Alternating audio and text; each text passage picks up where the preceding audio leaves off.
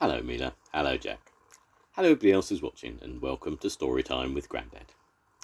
Today's book is from Fireman Sam, and it is Fireman Sam and the Chemistry Set. When naughty Norman Price was given a grand school report for the first time, his mother Dilys bought him a present, a very expensive chemistry set.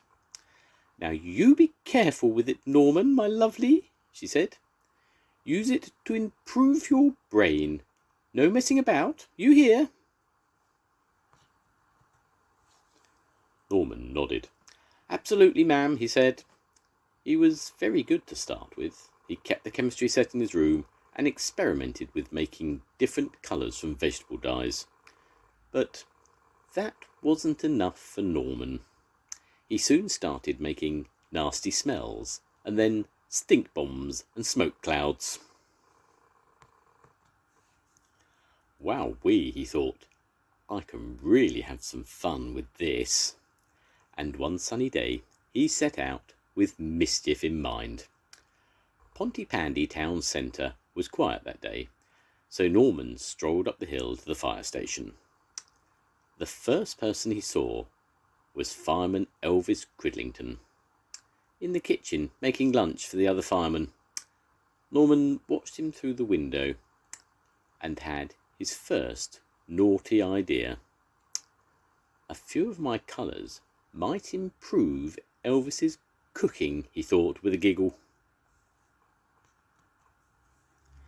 Elvis is very proud of his cooking and always tries to make really delicious meals for the firemen. He was busy making something extra special, an Italian meal with homemade pasta. "Even Bella will be impressed by this," thought Elvis, as he rolled out the pasta dough and cut it into long, thin strips. "Fresh pasta made with spinach and eggs. Yum, I can't wait." When the water on the stove started to boil, Elvis gently dropped the pasta into the pan. "Simmer for 10 minutes, he said, carefully reading his recipe book. "That gives me time to mix a salad and set the table. Better get a move on, it's nearly 1 o'clock. No sooner had Elvis left the room than naughty Norman sneaked in. "Now's my chance," he giggled, and quickly dropped a few blobs of red vegetable dye into the pasta pan. The bubbling water turned pink. "Oh, that's really wicked," thought Norman, and he dropped a few drops of blue dye into the pan. In seconds, the pasta had turned bright purple. "Wow, what a brilliant colour," he grinned. Then he heard voices in the hall. "Help, they're coming back. Just come and look at this spinach pasta I've made for you," Elvis was saying. "It's green." "I'm a bit busy at the moment," answered Fireman Sam. "It won't take a minute," insisted Elvis. Norman just managed to scramble through the kitchen window before Elvis walked in with Fireman Sam. "I've never heard of green pasta," said Fireman Sam. "Wait till you see it," smiled Elvis, and he proudly pointed to the pan. "Look." Fireman Sam stared at the bubbling purple pasta. "It's not green, Elvis," he laughed. "It's purple." Elvis gasped. "What?" he cried. "But it was green. I saw it with my own eyes." "Well, it's purple now, Elvis," smiled Fireman Sam. "Bright purple." "Humph," snorted Elvis. "If I find someone's been messing about with my cooking, I'll boil them up with beetroots." Outside the kitchen window, Norman was listening. He decided not to hang around any longer and ran down the road as fast as he could. As he ran, he saw James and Sarah in a field by the stream. James was paddling in the shallow water, and Sarah was picking apple blossom. "Hee hee," giggled Norman as he spied on them. "Double trouble here." He crept upstream and emptied a whole bottle of vegetable dye into the gushing water. As it bubbled downstream, the water turned bright yellow. "Brill," chuckled Norman, and hid to watch the fun. In no time at all, he heard a shout. "Sarah! Sarah!" yelled James. "Come and look at this!" When the twins reached the village, they saw Trevor Evans strolling across the road by the bridge. "Trevor," they yelled, "come and look at this!" Trevor ambled onto the bridge. "Quick," cried Sarah, "it's urgent." "Urgent, is it?" smiled Trevor. "What's so urgent, then?" "The water," gasped James, and pointed down at the stream. "It's turned yellow." Trevor looked down at the stream and then at James. "You're teasing me," he laughed. "The water's crystal clear, just like it always is." The twins stared down at the splashing water. It was clear as usual. "What's happened?" cried James. "Where's it gone?" "You two wouldn't be pulling my leg, would you?" asked Trevor suspiciously. "No, we're not teasing, honestly," cried Sarah. "It was yellow, up in the field where I picked this blossom." She held the blossom out towards Trevor. "Phew!" spluttered Trevor.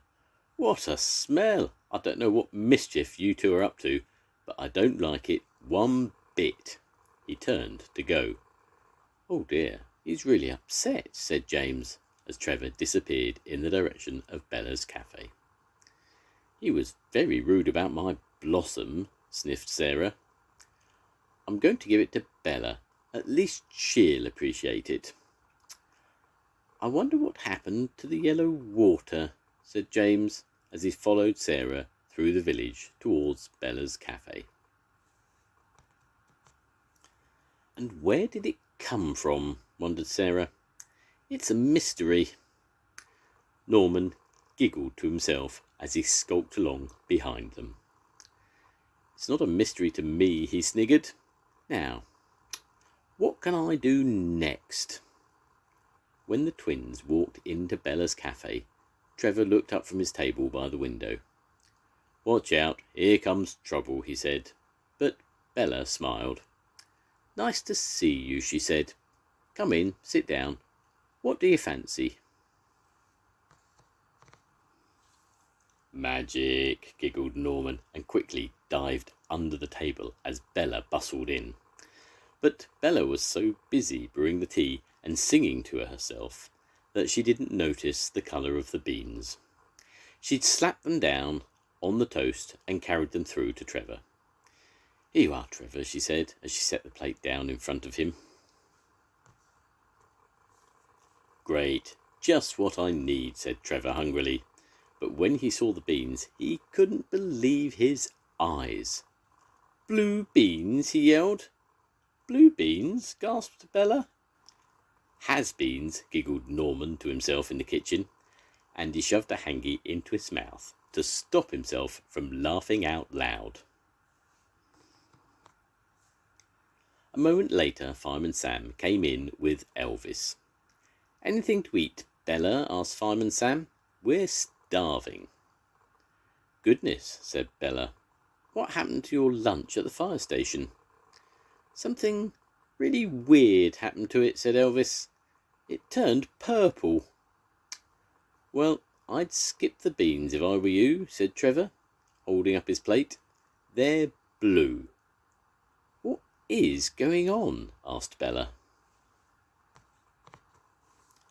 "I don't know," said Trevor, "but I reckon it's got something to do with those two." Everybody turned to look at James and Sarah. "We haven't done anything," insisted Sarah. "Course not," said Bella, giving Sarah a hug. "She's a good girl. Look at the beautiful blossom she bought for me. So lovely." And she buried her face in the flowers to sniff their perfume. "Phew!" she cried. "What a stink!" "I said those two were up to something," said Trevor. "We're not," cried James, "and we weren't lying about the stream either. It really was yellow." "Yellow water, blue beans, purple pasta," said Fireman Sam. "What next?"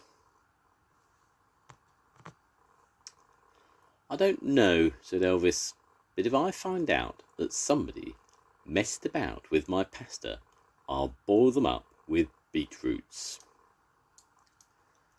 As he hid in the kitchen listening, Norman began to feel a bit worried. Time to go, he thought, and made a bolt for the back door.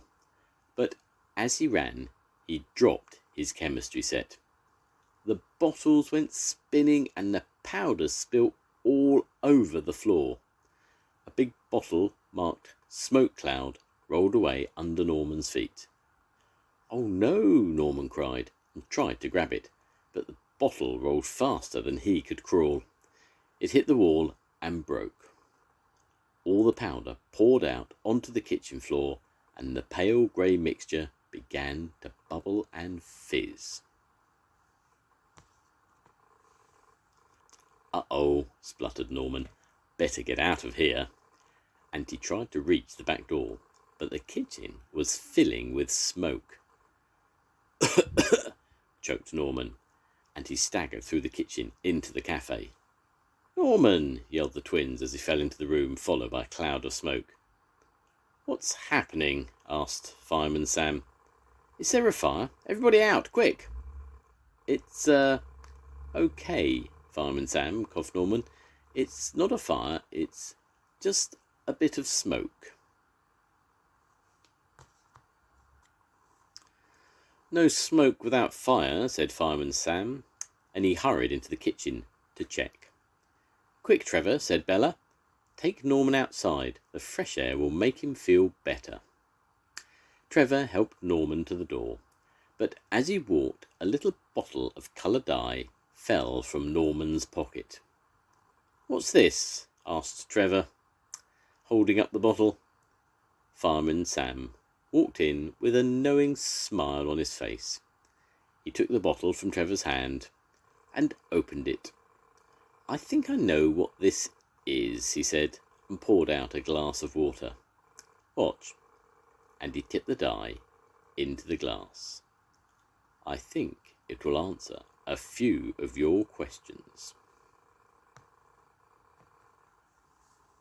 The water turned bright blue. Norman turned white. "I think we've found the culprit," said Fireman Sam. "Did you mess about with my pasta?" demanded Elvis. "Did you colour the stream?" cried James. "Did you turn my beans blue?" laughed Bella. "Well, yes," admitted Norman. "What has my Norman been up to now?" asked Dilys, appearing at the door of the cafe. "What's going on?" Fireman Sam explained the whole story. "You naughty boy," said Dilys when Sam had finished. "But wasn't he clever to do all those things?" "Then I think we'd all love a drop," smiled Fireman Sam. "The soup was delicious." "Smells good," said Norman, peeping through from the kitchen. "Can I have a rest now? I've nearly finished." "When you've finished that little job, I've got another one waiting for you up at the fire station," said Elvis. "Oh no," grinned Norman. "Oh no," groaned Norman. "What next?" "Boiling up beetroots," said Elvis slowly. Norman nervously followed Elvis and Sam up the hill to the fire station. Sarah and James trailed behind, curious to see what Elvis would do to Norman. "Right, Norman," said Elvis, pointing to a huge pile of raw beetroots. "I want them all scrubbed, ready for boiling." "What, all of them?" asked Norman, staring at the great pile of purple beetroots. "All of them," growled Elvis. "Then we'll boil them up." He noticed Sarah and James peeping through the kitchen window and went outside to see them. Are you really going to boil him up with beetroots? Asked Sarah. Of course not, laughed Elvis. But I thought we'd have a bit of revenge. Have you ever scrubbed a pile of beetroots? Half an hour later, Norman staggered out. His hands and face were stained bright red from the beetroot juice. Sarah and James burst out laughing. Well done, Norman, said Elvis. Now I think we all deserve some refreshments after that. There should be some salad ready for us. He led the way inside, and a moment later Fireman Sam and Station Officer Steele came in. Station Officer Steele was carrying a large jar.